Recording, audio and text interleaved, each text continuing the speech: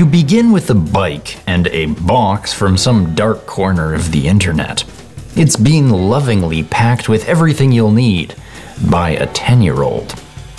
Peek into the cylinder and feel bad for the baby piston too. Forcing 66 cubes to move your adult ass is technically slavery. Since these are universal kits, you can expect the engine mounts to universally not fit any given bicycle. But that's okay, because widening the mounts makes me a custom builder worthy of my own Discovery Channel special. As a rule, use too much thread locker and too little torque. Otherwise you'll snap or strip every fastener you look at. The rag joint that joins sprocket to spokes needs an evenly divisible number of holes. Cock up the math and your bolts will rub spokes and tug sprocket off center. As any hippy dippy can tell you, being well centered is crucial for your wellness here.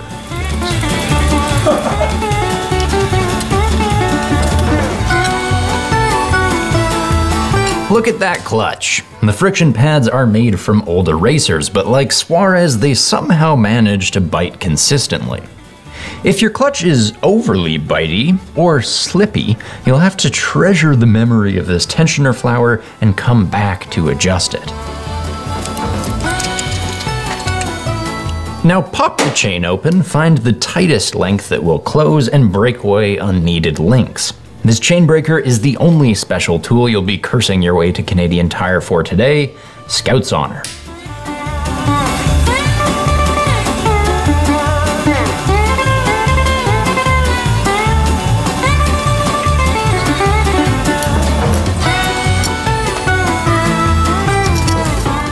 I rubber mount the chain tensioner to dull vibration. As a result of my genius, it constantly migrates out of position and still shivers like a Nigerian in none of it. So don't do this.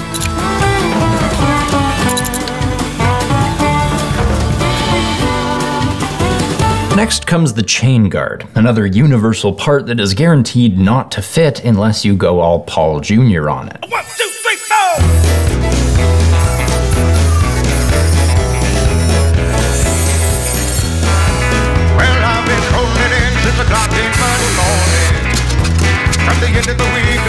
Compressed air blows my grips off. Slide the clutch lever into place, cast its line through the heat guard, anchoring it to the clutch arm.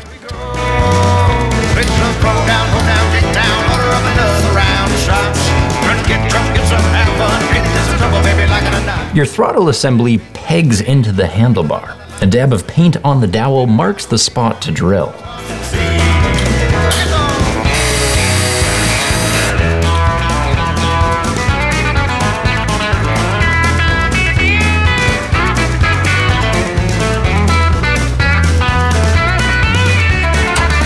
Crack the carb open to find a home for the other end of that cable. If you've ever wondered how a throttle slide or choke works, stop wondering.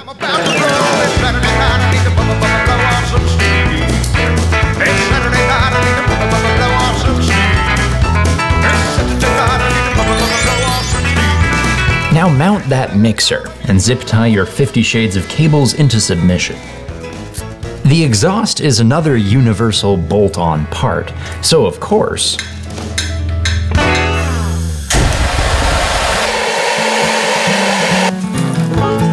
oh yeah, that bent. Well, I walked up to a mountain. Because I'm an environmental case, I add an air inlet to thin out whatever hell is passing through that muffler. The tank straddles your tube, so you'll want a stiffy cable guard around your cables to keep them cabling. These tank bolts are made from puff pastry, so tighten until barely snug, but not immovable. Teflon tape stopped my incontinent petcock from leaking, but that's private information. After hooking fuel line to carb, we just need to mount the CDI, click its connectors to the engine, and idly ponder what CDI stands for. Now when you turn the wheel, the capacitor should discharge to ignite the spark plug.